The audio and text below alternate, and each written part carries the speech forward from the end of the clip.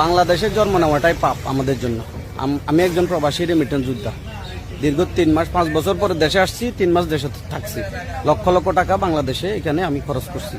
আজকে যখন আবার প্রবাসে যাইতেছি, হাইওয়েতে পুরা হাইওয়েতে আসলাম চৌধুরী সংসদ সদস্য বাতিল করছে, যার কারণে তার ছেলেরা এখানে পুরা দোনো পাশ ব্লক করে রাখছে। আমি এখানে ব্লকের মধ্যে পড়ে আছি। 6টার ভিতরে আমি পৌঁছতে না পারলে আমার টিকিট ক্যান্সেল।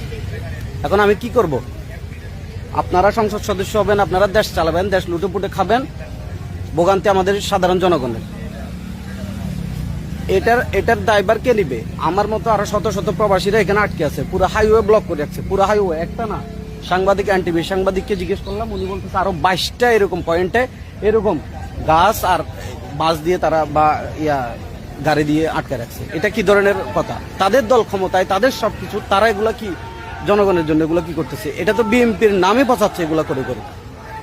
বিএনপিকে মানুষ ভালোবাসে, বিএনপি সরকারকে মানুষ ভালোবাসে, কিন্তু তারা যা করতেছে এটা তো আওয়ামী লীগের সেই পুরনো কালচারের ভিতরে তারা ফিরে আসতেছে।